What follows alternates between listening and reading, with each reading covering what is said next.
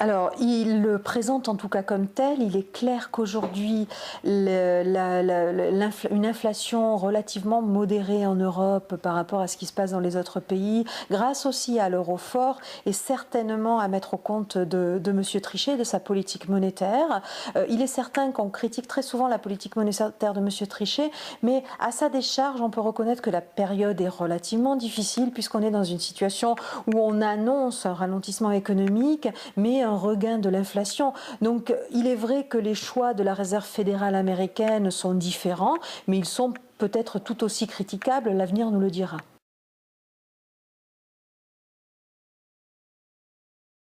C'est vrai que c'est assez étonnant cette situation parce que les pays européens nous ont plutôt habitués à une croissance plus modérée qu'ailleurs dans le monde et par contre à des exportations qui se portaient bien, à une demande pour certains pays, en particulier la France, qui se maintenait et dans le ralentissement économique, on attendait toujours une Europe qui fasse plus mal que les copains, donc qui ait une croissance extrêmement ralentie. Ça n'a pas été le cas, ça a été une bonne surprise.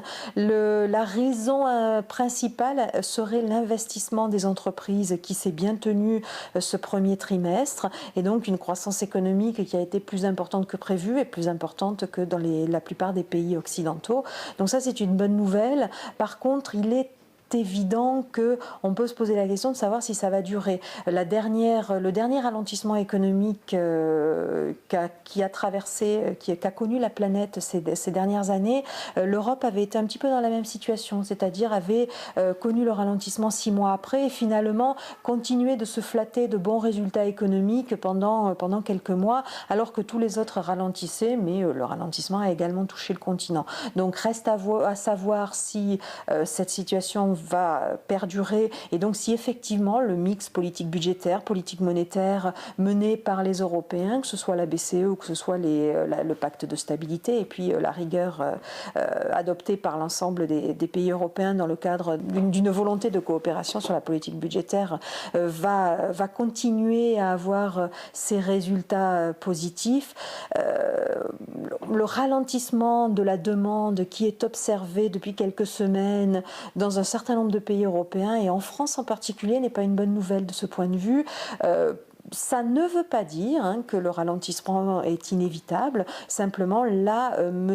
Trichet aura tout son rôle de grand argentier de l'Union européenne à jouer en acceptant de limiter un peu son objectif de maintien de l'inflation en baissant ses taux d'intérêt pour soutenir la demande européenne, ce qui permettrait d'éviter un ralentissement économique. Ce qu'on peut souhaiter, mais c'est peut-être rêver, ce serait une coopération de la BCE et de la Réserve fédérale américaine en matière de politique monétaire, une coopération pour soutenir le dollar et pour limiter sa baisse, parce que la montée de l'euro n'est une bonne nouvelle pour personne, et en particulier pas pour les pays européens, en tout cas à ces niveaux-là, parce que c'est trop rapide et que ça pénalise très fortement les entreprises qui quel que soit le degré de flexibilité et d'adaptation, ça va véritablement trop vite pour qu'elle puisse réagir et rester dans la compétition mondiale.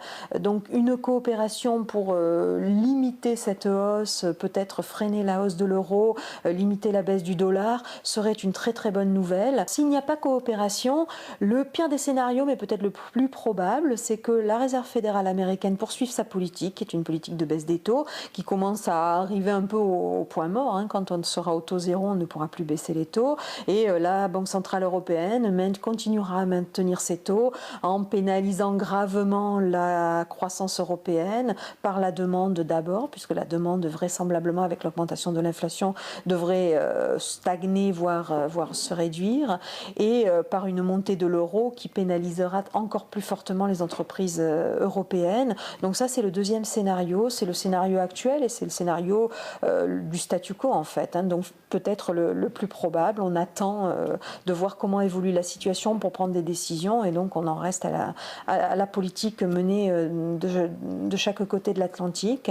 Et puis un troisième scénario possible, c'est un scénario où la Banque centrale européenne accepte de baisser ses taux en reconnaissant que certes il y a des risques inflationnistes, mais que le risque de récession est beaucoup plus fort. Donc diminue un tout petit peu ses taux pour maintenir l'investissement des entreprises et puis pour éviter éviter une baisse trop brutale de la croissance économique. On pourrait dans cette situation imaginer une petite remontée du dollar vis-à-vis de l'euro et donc un ralentissement moins important que prévu, voire pourquoi pas éviter la crise économique que tout le monde nous prédit dans les prochains mois. Donc voilà les trois grands scénarios. Encore une fois, je crains que ce ne soit le scénario du statu quo qui prévale et ce ne serait pas une bonne nouvelle ni pour les États-Unis ni pour l'Europe.